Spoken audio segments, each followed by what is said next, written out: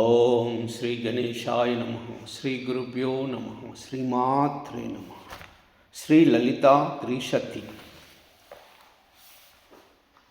మూడో అక్షరం ఈకారం. ఓం ఐం హ్రీం శ్రీం క్లీం సౌః ఈకారరూపాయై నమః. ఓం ఐం హ్రీం శ్రీం క్లీం సౌః ఈశిత్రై నమః. ఓం ఐం హ్రీం శ్రీం క్లీం సౌః ఈప్సితార్థప్రదాయిన్యై నమః. ఓం ఐం హ్రీం శ్రీం క్లీం సౌః ఈదృగృత్త వినిర్దేశ్యాయై నమః. ఓం ఐం హ్రీం శ్రీం క్లీం సౌః ఈశ్వరత్వ విధాయిన్యై నమః.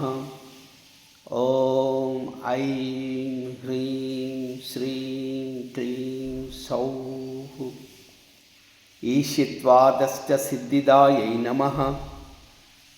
ఓం ఐం హ్రీం శ్రీం క్లీం సౌః ఈశిత్ర్యై నమః. ఓం ఐం హ్రీం శ్రీం క్లీం సౌః ఈక్షణస్పష్టాండకోటయై నమః. ఓం ఐం హ్రీం శ్రీం క్లీం సౌః ఈశ్వరవల్లభాయై నమః. ఓం ఐం హ్రీం శ్రీం క్లీం సౌః ఈడితాయై నమః. ఓం ఐం హ్రీం శ్రీం క్లీం సౌః ఈశ్వరార్ధాంగశరీరాయై నమః. ఓం ఐం హ్రీం శ్రీం క్లీం సౌః ఈశాదిదేవతాయై నమః. ఓం ఐం హ్రీం శ్రీం క్లీం సౌః ఈశ్వర ప్రేరణకర్యై నమః. ఓం ఐం హ్రీం శ్రీం క్లీం సౌః ఈశతాండవ సాక్షిణ్యై నమః. ఓం ఐం హ్రీం శ్రీం క్లీం సౌః ఈశ్వరోత్సంగనిలయాయై నమః.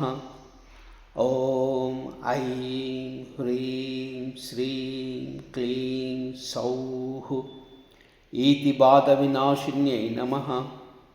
ఓం ఐం హ్రీం శ్రీం క్లీం సౌః ఈహవిరతాయై నమః. ఓం ఐం హ్రీం శ్రీం క్లీం సౌః ఈశశక్త్యై నమః. ఓం ఐం హ్రీం శ్రీం క్లీం సౌః ఈషత్స్మతాననాయై నమః. ఓం కైలాహ్రీ అసకహలాహ్రీ సకలాహ్రీ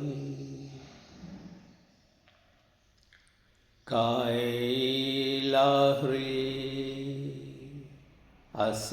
అసకహలాహ్రీ సకలాహ్రీ కైలాహ్రీ